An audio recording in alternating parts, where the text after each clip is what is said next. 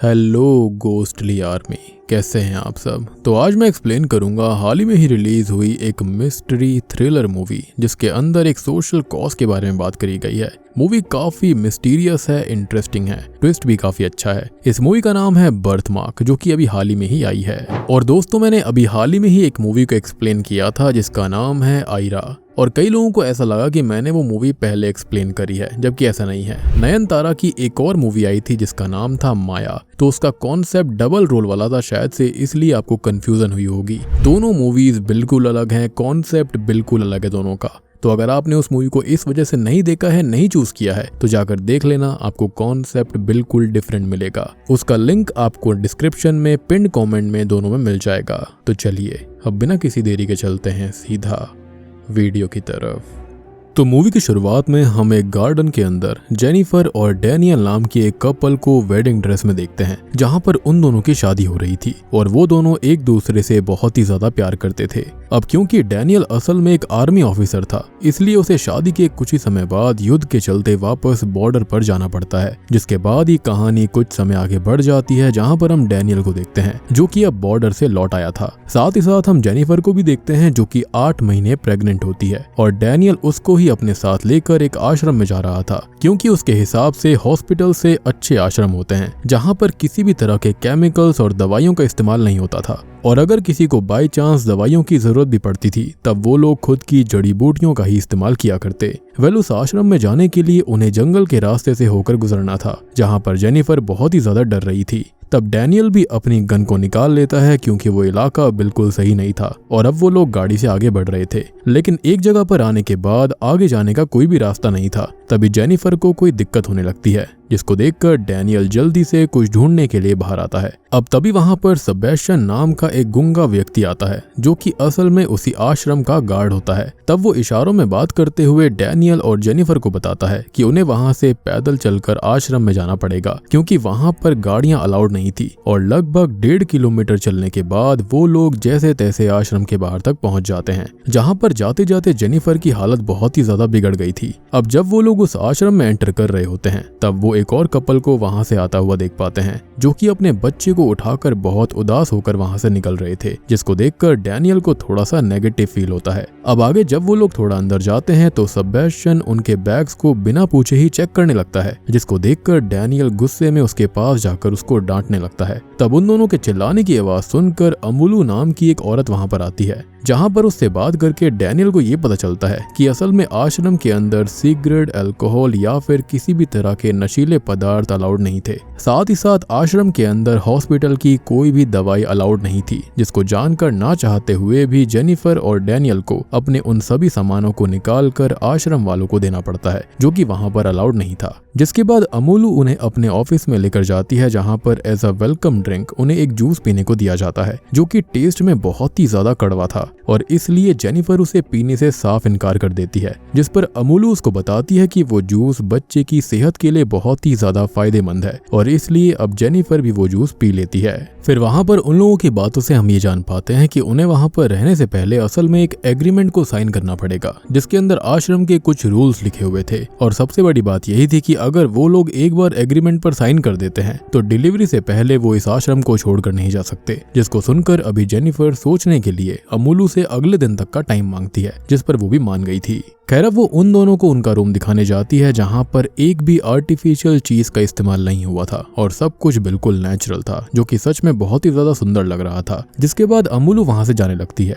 लेकिन तभी वो रात की एक पूजा में खास तौर पर जेनिफर को आने के लिए बोलती है, जहां पर उस आश्रम की सबसे बुजुर्ग महिला कंधवी जेनिफर के होने वाले बच्चे के लिए प्रेयर्स करने वाली थी, जिस पर डैनियल और जेनिफर मान जाते हैं। अब शाम में जब जेनिफर पूजा में जाने के लिए तैयार हो रही थी, तब वो डैनियल को एग्रीमेंट पर साइन करने से मना करती है, क्योंकि उसे वहां पर सब कुछ बहुत ही ज्यादा अजीब लग रहा था। साथ ही साथ उसे अपने बच्चे के मैटर में किसी और पर भरोसा करने का मन भी नहीं कर रहा था, और इसलिए ही वो वहां से वापस शहर जाना चाहती थी। मगर डैनियल को वहां पर सब कुछ बहुत ही अच्छा लगता है, और इसलिए वो वहां से जाने से मना कर देता है। लेकिन डैनियल को भी उसकी तबीयत ठीक नहीं लग रही होती, इसलिए वो जेनिफर को अकेले ही पूजा में भेजता है, जहां पर बहुत सारी औरतें जेनिफर को गोल चक्कर में घेर कर नाच रही होती हैं। तभी जेनिफर को भी अजीब सा लगने लग गया था, और इसी बीच वहाँ पर कंदवी अम्मा भी आ जाती है, जो कि सबसे पहले जेनिफर के सर के ऊपर हाथ रखती है और बाद में उसकी बेली को सहलाने लगती है। लेकिन कंदवी अम्मा के हिसाब से जेनिफर का बच्चा बहुत ही ज्यादा कमजोर था और उसकी जान को भी बहुत ही ज्यादा खतरा है, जिसको जानकर जेनिफर परेशान हो जाती है।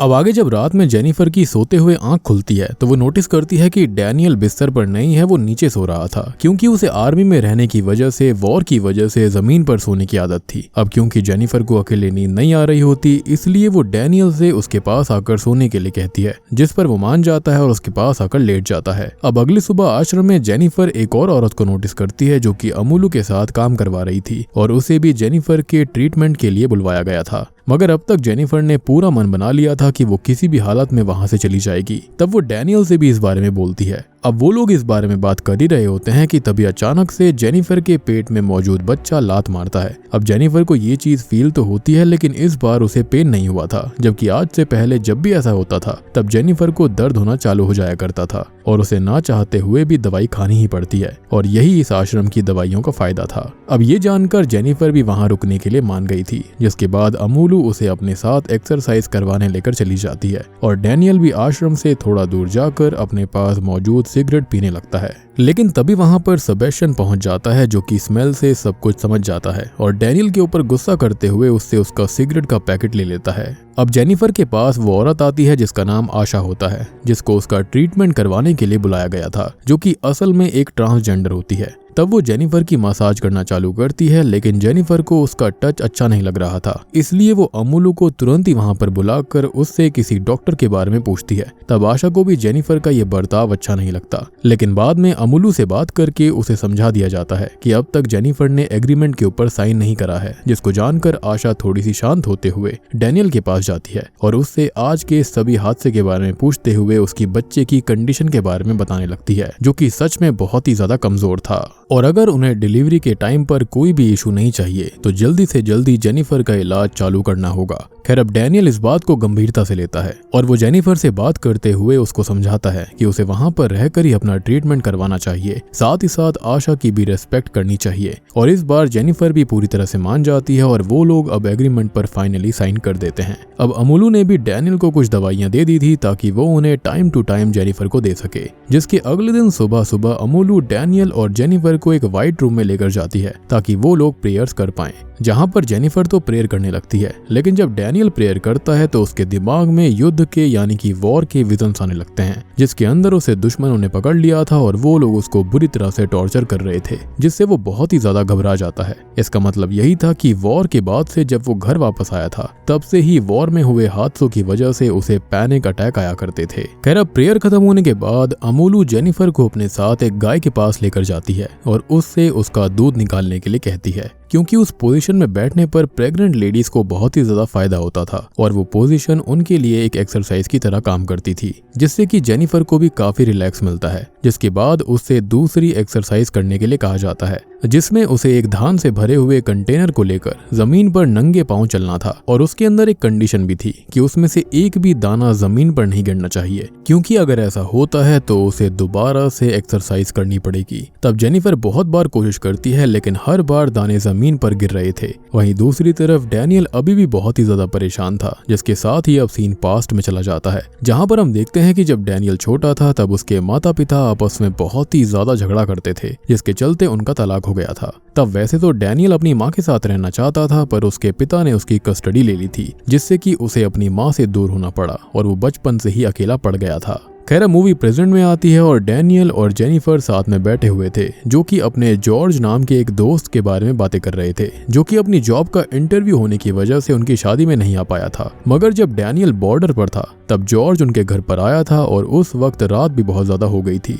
इसलिए वो वहीं पर सो गया। लेकिन जब डैनियल को ये सारी बातें पता चलती हैं तो उसे बहुत ही अजीब लगता है, पर फिलहाल वो जेनिफर को उसकी दवाई देकर वहां से अपनी कार लेकर कहीं और जाने लगता है। वो असल में आश्रम से थोड़ा दूर जाकर ड्रिंक करना चाहता था, पर तब रास्ते में अचानक से उसकी कार ही खराब हो जाती है और उस रास्ते पर कोई आता जाता भी नहीं था, इसलिए अब वो रोड पर ही लेटकर परेशान होते हुए सो जाता है। दूसरी तरफ अमूलू और आशा जेनिफर को अपने साथ एक बाथटब के अंदर एक्सरसाइज करवा रहे थे, जिसके अंदर ही वो अपने बच्चे को जन्म देने वाली थी, क्योंकि पानी के अंदर डिलीवरी होने से उसका पेन काफी हद तक कम हो जाता है और ये सब सच में जेनिफर को बहुत ही ज्यादा फायदा कर रहा था। वहीं दूसरी तरफ हम सेबेस्टियन यानी कि उस गार्ड को देख पाते हैं जो कि आश्रम का सामान लेकर जब वापस लौट रहा होता है, तभी अचानक से उसकी नजर डैनियल पर पड़ती है जो कि अपनी खराब गाड़ी के साथ रोड पर खड़ा हुआ था। इसलिए अब वो डैनियल की मदद करने चला जाता है, लेकिन उसको देखकर डैनियल को और भी ज्यादा गुस्सा आने लग गया था क्योंकि उसकी वजह से ही उसको ड्रिंक करने के लिए आश्रम से दूर आना पड़ा था, जिस बीच ये सब हो गया।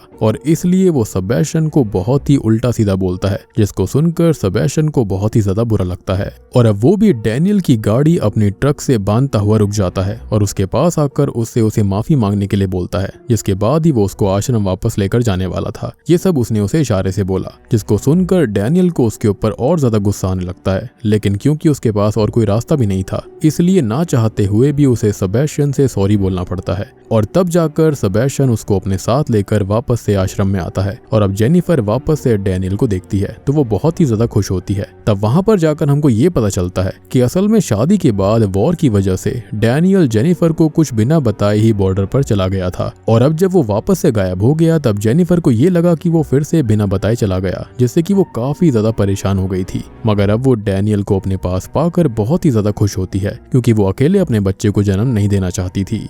जिसके बाद जब रात में वो दोनों सो रहे होते हैं तभी वापस से डैनियल को वॉर के सपने आने लगते हैं, जिससे कि वो बहुत ही ज्यादा डर जाता है, पैनिक अटैक उसे आने लगते हैं। तब जेनिफर उसको संभालती है, पर अब अचानक से ही जेनिफर के पेट में बहुत ही ज्यादा दर्द होने लग गया था, साथ ही साथ वो सही से सांस भी नहीं ले पा रही थी, जिसको देखकर डैनियल तुरंत ही आशा को वहां पर बुलाता है और जब वो जेनिफर की चेकिंग करती है तो उसको पता चलता है कि जेनिफर का बच्चा कोई भी हरकत नहीं कर रहा था। साथ ही साथ जेनिफर की भी हालत बहुत ही ज्यादा खराब थी, जिसको देखकर वो तुरंत ही कंदवी अम्मा को वहां पर बुलाती है, जो कि जेनिफर की हालत देखकर तुरंत ही उसकी बेली पर हाथ रखती है और कुछ मंत्र पढ़ने लगती है। जब जाकर जेनिफर को थोड़ा सा सही लगता है और साथ ही साथ उसका बच्चा भी नॉर्मल हो गया था, यानी कि कहीं ना कहीं इनके पास कुछ ना कुछ खास शक्तियां जरूर थी। खैर अब जब वो वहां से वापस जा रही थी तब वो डैनियल को अकेले में बुलाकर उससे जेनिफर और उसके बच्चे का खास ख्याल रखने को बोलती है, क्योंकि जब उन्होंने जेनिफर के बेली को छुआ था तो उनको कुछ अजीब से विजन्स आए थे, जिस पर डैनियल भी मान जाता है। और अब आज क्योंकि डैनियल की हालत भी सही नहीं थी, इसलिए शाम में वो वहां से थोड़ा सा टहलने के लिए चला जाता है।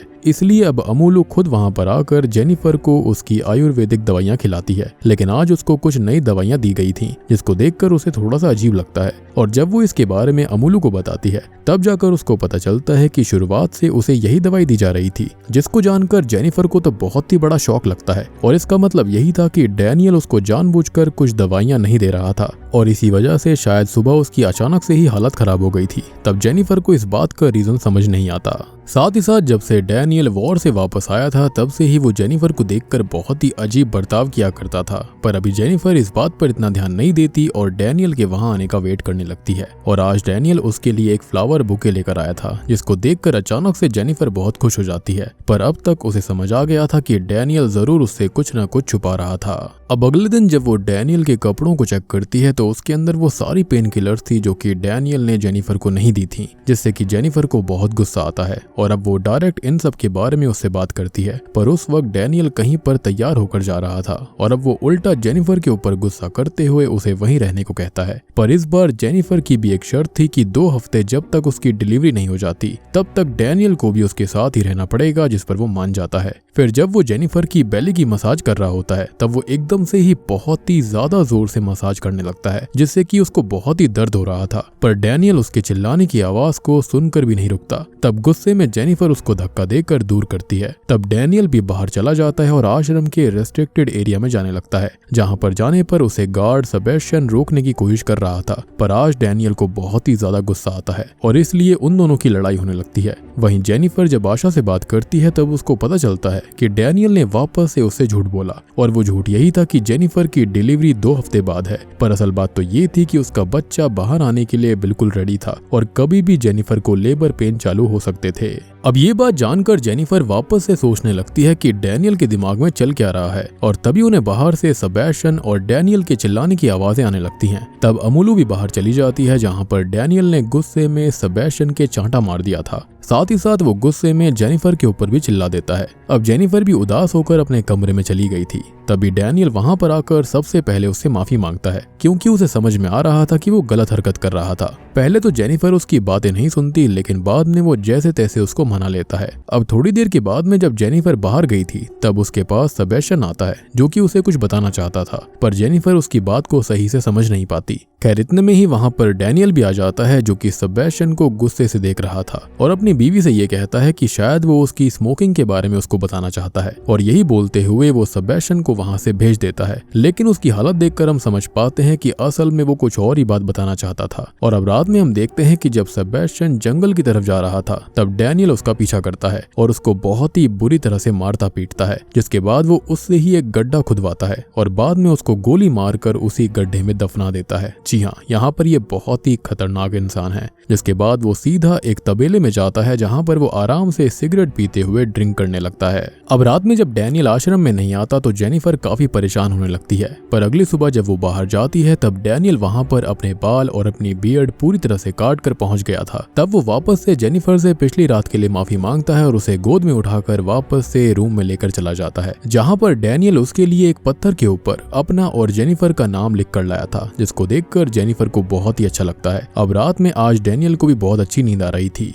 अब इसी बीच होता यह है कि जेनिफर उठकर डैनियल के सामान को चेक करती है। तब उसको डैनियल की एक डायरी मिलती है, जिसके अंदर उसने ये लिखा हुआ था कि ये बच्चा मेरा नहीं है, जिसको देखकर जेनिफर को बहुत ही ज्यादा अजीब और डर लगने लगता है। साथ ही साथ उसको समझ में आ गया था कि इसलिए अब तक डैनियल उससे इतना अजीब बर्ताव कर रहा था, यानी कि जब से वो वॉर से लौटा था। और ऐसी जगह पर वो जेनिफर को इसलिए ही लेकर आया था ताकि वो उस बच्चे को जान से मार सके। यही रीजन था कि यहाँ पर वो दवाइयां भी उसको ठीक से नहीं दे रहा था। उसकी मसाज करते वक्त भी वो बेली पर काफी ज्यादा फोर्स लगा रहा था, और इसी बारे में शायद से सेबेस्टियन को पता चल गया होगा, तो वो जेनिफर को बताना चाहता था, पर डैनियल ने उसको जान से मार डाला।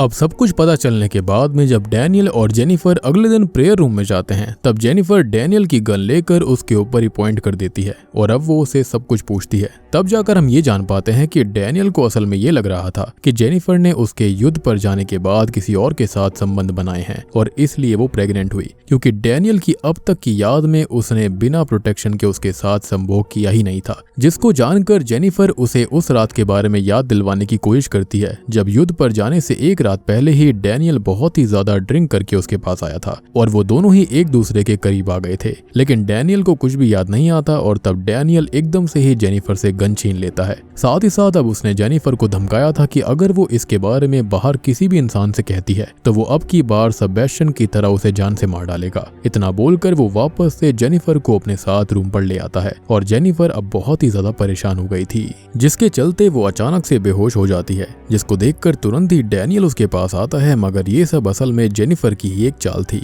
वो डैनियल के पास आते ही उसके मुंह पर एक पाउडर फूंक देती है, जिससे कि डैनियल बेहोश हो जाता है और अब जेनिफर भी उस रूम में आग लगाकर वहां से भागने की कोशिश करती है। लेकिन थोड़ी ही देर के बाद में जब डैनियल को होश आता है तो वो जैसे तैसे घर से बाहर भागता है, जहां पर आने पर वो समझ गया था कि जेनिफर जंगल की तरफ गई होगी और इसलिए अब वो भी उसका पीछा करने लगता है। वहीं जेनिफर भागते हुए एक झील के पास आ गई थी, जहां आकर वो बहुत ही ज्यादा थक जाती है। साथ ही साथ अब उसको लेबर पेन भी चालू हो गया था। तभी वहां पर डैनियल भी आ गया था, जो कि जेनिफर की हालत देखकर सच में बहुत ही ज्यादा डर जाता है, क्योंकि उसका गुस्सा खाली बच्चे के लिए था। उसे उस पर शक था, लेकिन जेनिफर को वो अपनी जान से भी ज्यादा प्यार करता था। और अब जेनिफर की ऐसी हालत देखकर वो तुरंत ही उसे पास की झील में लेकर जाता है, जहां जाकर अब उसे उस रात के बारे में सब कुछ याद आ गया था, जिसको याद आते ही वो जेनिफर से पुश करने के लिए बोलने लगता है। तब जेनिफर ने भी एक बच्चे को जन्म दे दिया। तब डैनियल अपने पास मौजूद नाइफ की मदद से अम्बिलिकल कॉर्ड को काटता है और बच्चे को देखने लगता है, जो कि पहले तो बिल्कुल भी नहीं रो रहा था, जिससे डैनियल और जेनिफर को ये लगता है कि उनका बच्चा मर गया है।